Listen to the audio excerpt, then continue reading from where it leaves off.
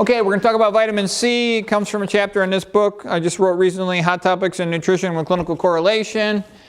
And a couple things to know about vitamin C. Interestingly, primates, humans, fruit bats, guinea pigs don't make vitamin C.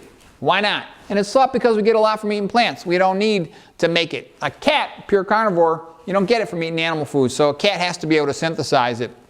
Plant foods in general are good sources. Grains are not, but plant foods in general, your fruits and vegetables are good sources.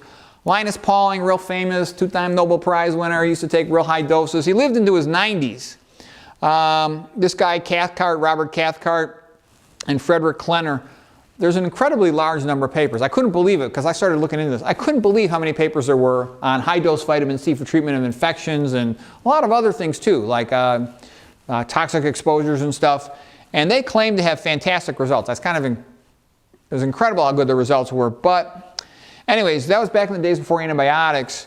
They were giving 40 to 50 times the standard dosages of vitamin C, incredibly high amounts.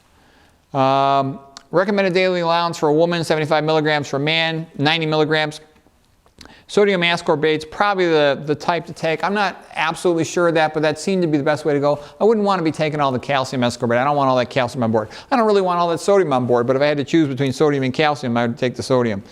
Ascorbic means A without, scorbic is scurvy, so without scurvy. It's an antioxidant. It's water soluble, so it's a water soluble antioxidant, meaning that it'll be active, for example, in the cytoplasm, versus, let's say, a lipid soluble antioxidant, which will be active within a plasma membrane lipid environment.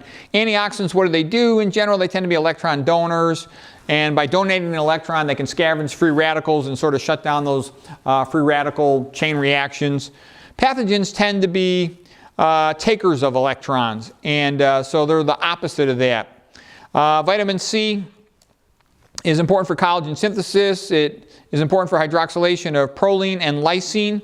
So you need that to have good, strong, solid connective tissue. You want good, strong, solid connective tissue, holds your teeth in, helps prevent cancer from metastasizing, spreading through, soft connective tissue. It's important for converting dopamine to norepinephrine when you need to do that. It inactivates hypoxia-inducible factor, and so it helps prevent neovascularization where you don't want it. You don't want easy neovascularization by cancer because that facilitates it metastasizing. It's important for DNA regulation. You want to regulate your DNA real precisely because poor DNA regulation is characteristic of cancer.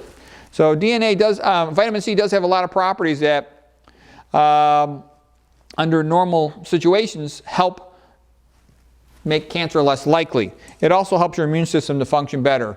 So it certainly is a wonderful thing, but again, I think you can get adequate vitamin C just from eating a lot of plant foods, a lot of fruits and vegetables. In a special situation, I would maybe consider it, but you'd have to read more about it, try to find somebody who knows more about it. I don't ever take a supplement, I just eat the plant foods. So that's it for vitamin C.